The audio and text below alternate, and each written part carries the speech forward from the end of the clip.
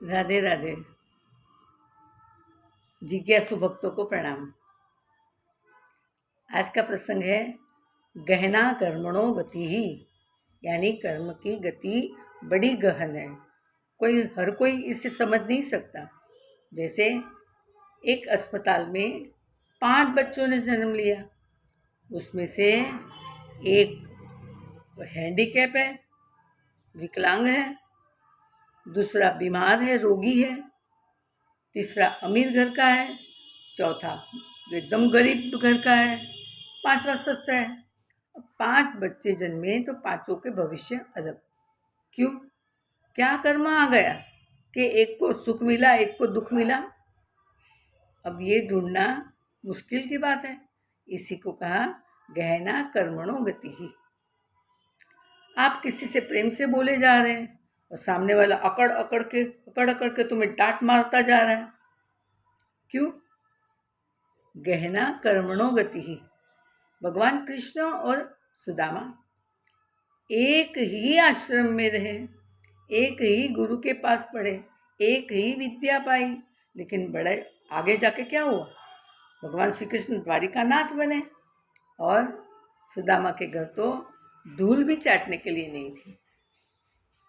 ये क्या है? गहना कर्मणो गति।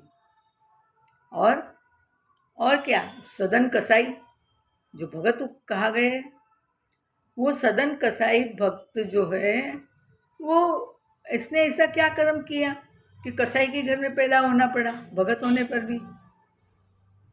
तो यही बात है कि पिछले जन्म में वो पंडित थे, विद्वान थे, काशी की गलियों से जा रहे थे और उसी समय पीछे से गाय आई दौड़ती भागती हुई।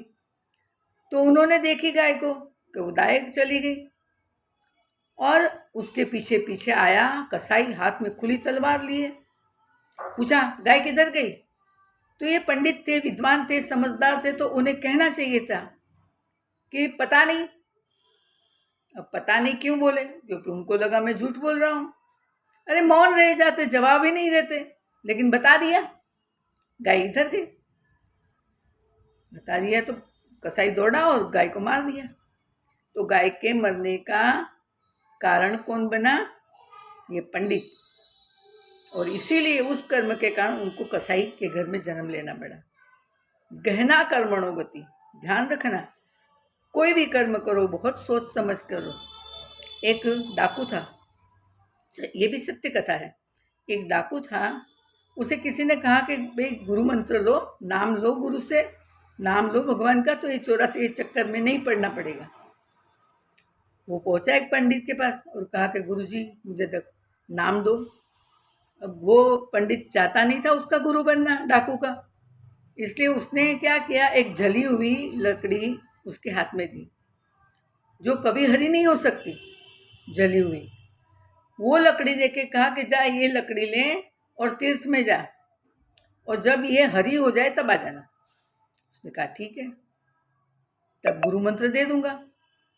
अब ये डाकू चला तीर्थ करने के लिए। अभी तो कुछ 2-4 गांव बड़ा होगा, जंगल आया, रात को सोया जंगल में छत के पेड़ के ऊपर, और रात को 4 चोर आए उसी पेड़ के नीचे, अपनी इनकम गिनी, सब धन राशि, और फिर बात करने लगे कि कल आज चलो इसी गांव के ऊपर हल्ला बोल करते हैं और सारा धन लूट के ले जाते हैं। अब ये सुना इस डाकू ने, अब तो वो बदल गया था।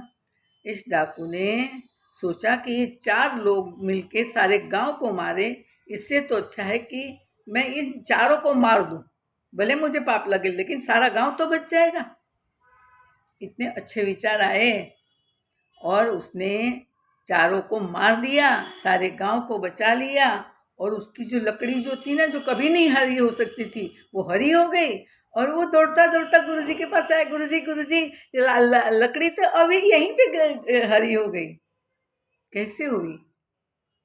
बताया ऐसा ऐसा हुआ और हरी हो गई।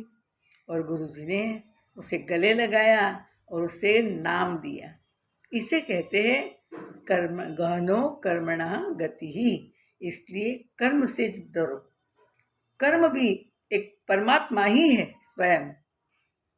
भगवान की जगह वह कर्म को पूजो, अपने कर्मों को भगवान की सेवा बनाओ, अपने जीवन को बनाओ। बोले सद्गुरुदेव भगवान की जय।